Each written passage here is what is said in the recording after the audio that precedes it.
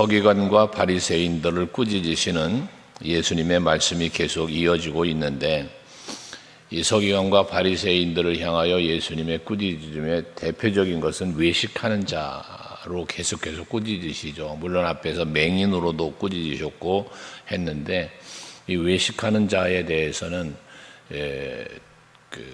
위선자라 그랬잖아요. 가식적인 것. 그래서 겉과 속이 다른 것. 겉으로 보기에는 거룩해 보이고 여호와를 경외하는 것 같이 보이지만, 그러나 그 속은 더럽고 추악함으로 가득 차 있는 그러한 모습을 이야기한다 그랬잖아요.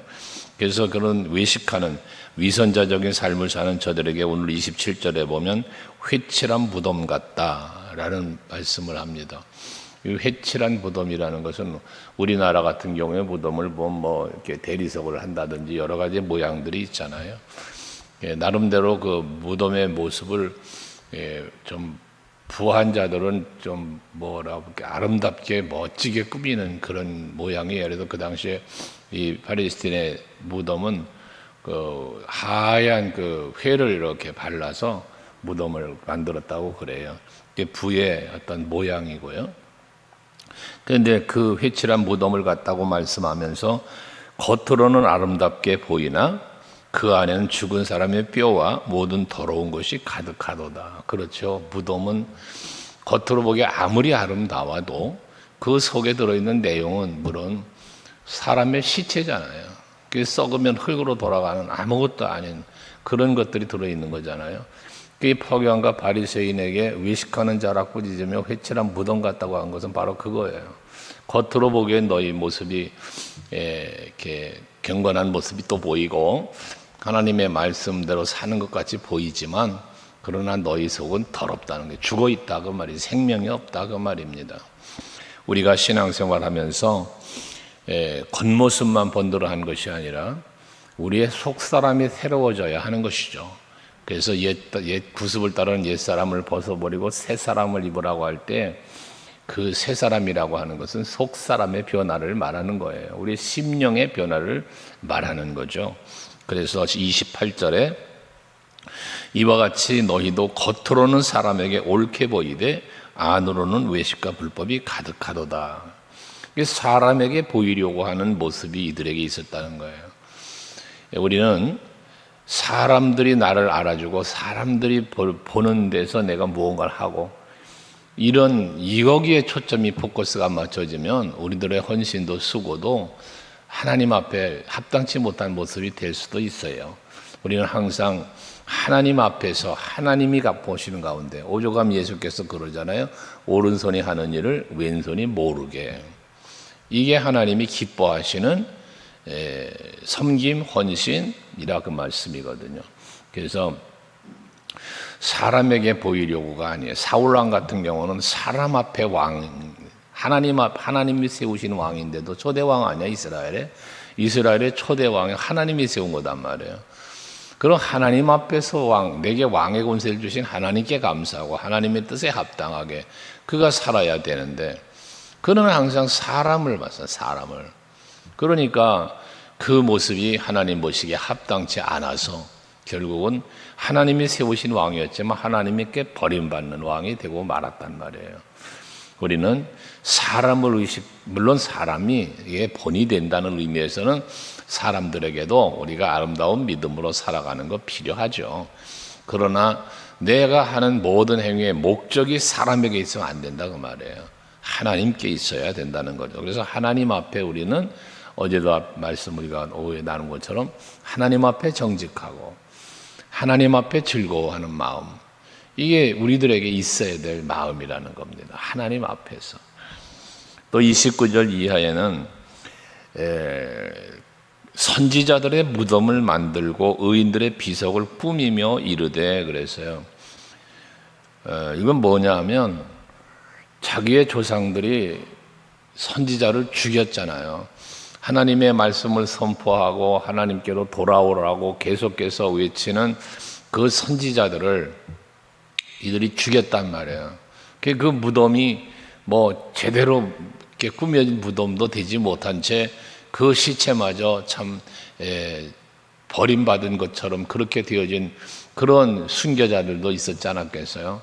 그러니까 이런 것들을 이들이 무덤을 만들어주고 거기에 비석도 세워주고 그랬다는 거예요. 그러면서 이들이 하는 말이 뭐냐면 30절에 만약 우리가 조상 때에 있었더라면 우리는 그들을 선지자의 피 흘리는 데 참여하지 않았을 것이다.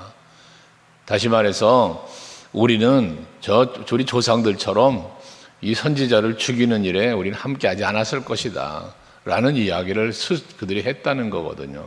한다는 거예요. 그러니까 예수께서 말씀하시기를 너희가 그렇게 지금 행동하고 말하는 것은 너희 조상이 선지자를 죽였다는 걸 인정하는 거 아니냐라는 이제 또 말씀을 하시는데, 그럼 이들의 이와 같은 행위는 무엇 때문에 그러는가? 선지자를 죽이고 그 선한 사람들을 죽였던 그것이 악이잖아요. 악을 행한 것인데 그 악을 행한 것을 무덤을 만들어주고 비석을 세우며 뭔가 자신들의 의와 우리들은 그런 악한 사람이 아니다라는 모습을 겉으로 역시도 보여주고자 하는 그들의 행위였다는 것이죠.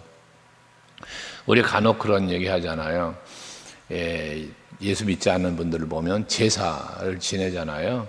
장례를 치를 때도 뭐 그런 모습들을 간혹 볼 때가 있는데, 살아계실 때 수박 한 덩어리, 살아계실 때 고기 한 근이라도 사다 드리고 보약 하나라도 해드려야지, 돌아가시고 난 다음에 아무리 상다리 부러지게 갖다 올려놓고 차리면 그게 무슨 의미가 있냐 그 말이에요.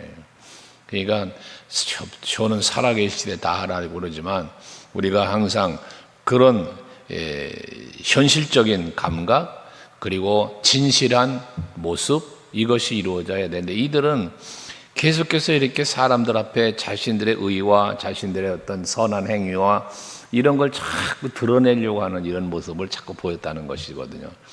그러니까 예수께서는 그런 보여주려고 하는 저들의 의도를 아시고 32절에 보면 너희가 너희 조상의 분량을 채워라 라고 말을 해요. 여기서 너희 조상의 분량을 채우라는 말씀은 너희 조상들이 악을 그렇게 행하면서 선지자를 죽이고 악을 행했던 그것처럼 너희들도 그렇게 될 것이라는 거예요. 그 분량 채우라는 이야기이거든요. 그러면서 그들이 하게 될 일이죠. 그 서기관과 바리새인들이 앞으로 행할 일들, 그 조상들이 행한 것처럼 악의 분량을 채우게 될 일들에 대하여 33절 이하에 말씀하고 있는데, 거기에 보면 뱀들아 독사의 새끼들아라고 표현을 해요. 외식하는 자들이라고 회칠한 무덤 같다고 꾸짖었던 저들을 이제는 뱀으로 독사 새끼로 표현하고 있습니다. 뱀과 독사의 새끼, 이게 다 뭡니까?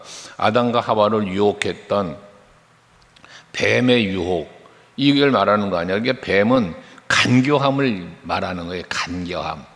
그리고 독사의 새끼들은 악독, 그 독이 가득한 거잖아요. 그 악독이 가득한 자들이란 말이죠. 그러니까 그들의 마음속에, 서기관과 바리새인들의 마음속에 뭐가 있어요? 간교함이 있다는 거예요. 그 간교함으로 앞에서 했던 행동들이 회칠한 무덤처럼 또는 그 선지자를 죽인 그러한 악한 마음이 그들에게 있는데도 불구하고 아닌 양 무덤 만들어주고 비석 세우고 이런 일들, 백성들 앞에 사람들 앞에 보이려고 하는, 자기들의 어떤 선을 그런 행위로 보이려고 하는 이 간교함이죠. 그러면서 또 악독함들이 저들에게 독사의 새끼처럼 있다는 얘기거든요. 그 악독함이 이제 뒤에 얘기가 나오지만 어쨌든 이들의 이런 간교함과 악독한 모습, 그 회칠한 무덤 같은 외식하는 모습들, 이런 결과가 무엇인가? 너희가 어떻게 지옥의 판결을 피하겠느냐? 하나님의 여기 심판에 대해서 지옥의 판결이라고 그렇게 말을 해요. 이 말은 왜 지옥의 판결이라는 건 지옥에 가게 된다는 얘기거잖아요. 하나님의 나라로 가는 게 아니라 지옥으로 가는 판결을 받게 된다는 거예요. 심판의 날에 반드시 이 지옥으로 불로 떨어지게 될 것을 말씀하는 거거든요. 요한복음 5장 29절에 보면 예수 그리스도를 믿는 자와 믿지 아니하는 자에 대해서 말씀하기를 생명의 부활로 심판의 부활로 나온다 하잖아요. 생명의 부활은 영생을 얻은 자로 하나님의 나라를 가는 걸 말하는 거고, 심판의 부활이라는 것은 바로 지옥으로 가게 되어지는, 여기서 말하는 지옥 심판을 말하는 것이죠. 이것처럼 우리들은 항상 뱀이나 독사의 새끼들과 같은 이런 서기관과 바리새인들의 모습, 간교함과 악독함이 있어서는 아니 되겠고, 외식하는 거짓된 모습, 위선자의 모습도 우리에게는 없어야 될 것입니다. 그래서 하나님 앞에 우리는 정직해야 된다는 거예요. 진실해야 된다는 거예요. 그걸 하나님이 보실 때 나를 항상 살펴야 된다는 거죠. 그래서 하나님 앞에서의 나를 살피면 우리는 여호와를 경외하는 삶을 살게 돼요. 하나님 두려워하는 마음이 생기고, 또 하나님의 뜻을 찾아 그대로 살려고 힘쓰는 모습이 또 우리에게 있어지는 거예요. 하나님에 대한 인식이 그렇다고 말이에요. 우리가 예수님은 어떻게 하셨을까를 늘 생각하며 살자고 제가 말씀드리고 스티커도 만들어 드렸지만, 이 예수님은 어떻게 하셨을까라는 이 생각이 그냥 나오는 게 아니거든요. 또 예수님 덕분에 행복합니다, 이게 그냥 되어지는 게 아니란 말이에요. 언제나 나와 함께 계시는 예수를 내가 생각할 때, 그 예수를 바라볼 때, 그 예수를 믿을 때, 그때 나올 수 있는 생각들이고, 또 그렇게 살 수 있는 그런 삶이 이루어지는 것이거든요. 그런데 이 서기관 바리새인들은 사람만 생각했고 사람만 바라봤고 세상만 생각했고 세상만 바라봤단 말이잖아요. 그러니까 결과적으로 지옥의 심판을 면할 수 없다는 거예요. 그러므로 34절에 보면, 내가 너희에게 선지자들과 지혜 있는 자들과 서기관들을 보내매 너희가 그 중에 더러는 죽이거나 또 십자가에 못 박고, 그 중에 더러는 너희 회당에서 채찍질을 하고 이 동네에서 저 동네로 따라다니며 박해하리라. 박해하리라 그러더니 미래에 이런 일이 벌어질 거라는 얘기거든요. 여기서 계속 말씀하셨지만, 앞전에 구약의 시대에서 또 뭐 세례 요한도 마찬가지지만 예수님보다 앞서서 계속해서 선지자들을 보냈지 않았어요? 또 지혜 있는 자들과 이런 사람들을 계속해서 보냈잖아요. 보내서 무엇 했어요? 하나님의 말씀, 하나님의 요구가 이것이다. 하나님께로 합당한, 하나님이 보시기에 합당함으로 돌아와라. 세례 요한의 외침도 회개하라. 천국에 가까웠느니라. 예수님의 복음도 시작이 회개하라. 천국에 가까웠느니라. 계속해서 이것을 외치게 했잖아요, 하나님께서. 그런데도 불구하고 저들은 뭐 했어요? 더러는 죽이고, 그 다음에 십자가에 못 박고, 이 십자가에 못 박은, 더러는 죽인 건 앞에서 예수님 시대 앞전에 죽인 자들을 말하고, 더러는 십자가에 못 박았다, 이거는 예수님의 죽으심을 말씀하는 거예요. 예수님의 고난, 예수님의 죽음을 말하는 건데, 너희들이 결과적으로 나를 십자가에 못 박아 죽일 거라는 거거든요. 뿐만 아니라 그들은 더러는 채찍질하고 따라다니며 박해하리라. 이게 바로 초대교회의 역사예요. 계속해서 복음을 전했던 제자들, 사도들, 또 초대교회의 성도들 얼마나 핍박을 했어요. 사도 바울 같은 경우도 40의 하나의 가만매를 갖다가 3번이나 맞고 감옥에 갇히고 죽임당하고, 바울도 그랬던 것처럼 사도들이 다 그랬잖아요. 야고보 사도가 사도 중에 제일 먼저 순교를 당하면서 이어지는 모든 사도들의 순교가 이들에 의해서 된 거잖아요. 예수님이 십자가 지실 때에 앞장섰던 무리들이 바로 이 서기관 바리새인 유대인들이지 않습니까? 이것처럼 예수님께서 하신 이 말씀이, 저들이 예수님이 십자가의 고난을 당하실 것, 순교할 것을 말씀하면서 또 이어지는 모든 박해와 그런 핍박이 따라올 것을, 그 중심에, 그들의 그런 일을 이루는데 중심에 있는 자들이 너희가 될 것이다라고 말씀하는 거 아니겠습니까? 여러분, 우리는 영향력을 끼치는 사람이 돼야 되는데 어떤 영향력을 끼칠 것인가라는 거예요. 선한 영향력도 있고 악한 영향력도 있습니다. 여러분들은 교회 안에서나 여러분 이웃들에게나 어디에서나 어떤 영향력을 끼치며 사는가 한번 돌아봐야죠. 항상 여러분들은 선한 영향력을 끼쳐서 유익함을 주는, 교회에도 유익함을 주고 성도들에게도 유익함을 주어 나로 인하여 서로가 행복해지고 화목해지고 이런 교회를 만들고 또 이런 여러분 가정을 만들고 그럴 수 있도록 심쓰는 여러분들이 되어야 할 것입니다. 그러니까 이들은 지금 뭐 한 거예요? 뱀들아 독사의 새끼들아 말한 것처럼 강교와 악독함을 가지고 악을 행하는 거잖아요. 그러니까 악한 영향력을 끼쳤다는 거예요. 그러므로 35절에 의인 아벨의 피로부터 성전과 제단 사이에서 너희가 죽인 바라가의 아들 사가라의 피까지 땅 위에 흘린 의로운 피가 다 너희에게 돌아가리라. 많은 순교자를 너희들이 사람을 죽였는데 그 죽인 피가 너희에게 돌아가리라는 거예요. 여기 의로운 피라고 그랬습니다. 무지한 피라고 그랬습니다. 이 의로운 피가 뭐예요? 믿음으로 살려고 하나님의 뜻을 이루려고 사는 자들을 죽인 거예요. 이 의로운 피를 흘린 거예요. 예수님을 죽인 것도 마찬가지요. 사도들을 죽인 것도 마찬가지요. 선지자들 마찬가지죠. 의로운 피예요. 또 무죄한 자를 죽였다. 예수님 죄가 없잖아요. 오죽하면 그를 재판했던 빌라도도 손을 씻어가며 나와 상관없다. 이 사람 무죄하다라고 판결을 했던 거 아닙니까? 예수님 흠없는 어린 양의 상징으로 죄 없으신 분이에요. 그런데도 불구하고 이들은 그들을 죽였다는 것이거든요. 그러니까 그뿐만 아니라 이제 앞에 말한 것처럼 후대에 이르기까지 이 죄는 연속되어지는 거예요. 계속해서 이런 일이 벌어지는 거예요. 지금까지 이 시대까지도 여러분 얼마나 이 악을 행하고 있습니까? 이슬람 문화들이 그런 거 아니에요? 이렇게 악을 행하는 것이 계속 되어진다는 것이에요. 그렇지만 그럼에도 불구하고 그것이 다 이 세대에 돌아가리라 라고 말씀하고 있는데 그들의 악이, 그들의 무죄한 피 흘리고 의로운 자의 피 흘리는 이러한 모든 악이 다 이 세대로 돌아가리라. 여러분, 행한 대로 갚으시는 하나님, 두려워야 돼요, 여러분. 내가 행한 대로 갚아주신단 말이에요. 내가 믿는 대로 되게 해주신단 말이에요.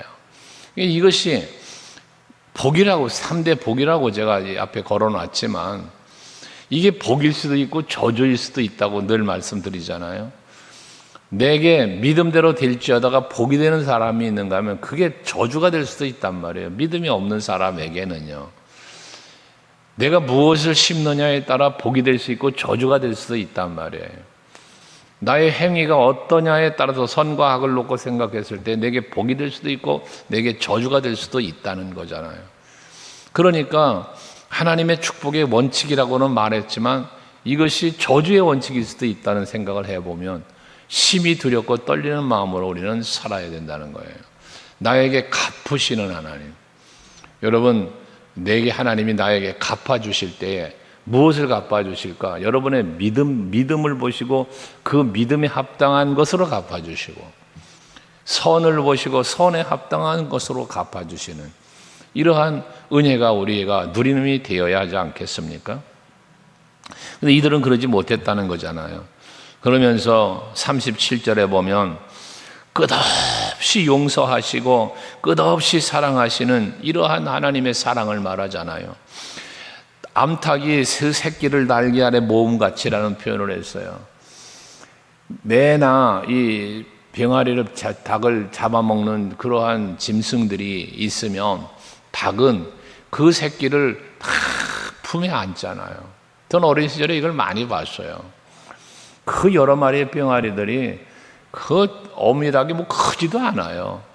근데 날개를 탁 열고 그리더라면 그 많은 병아리들이 하나도 없이 싹 닭의 얼미품에 들어가요. 참 그걸 보면서 어린 시절에 좀 신기하다는 생각까지도 했었는데 성경을 보면 그게 이해가 돼요. 이게 하나님의 사랑으로 항상 택한 자들을 그렇게 품에 안으셔서 보호하시고 지키시는 걸 상징하는 거잖아요.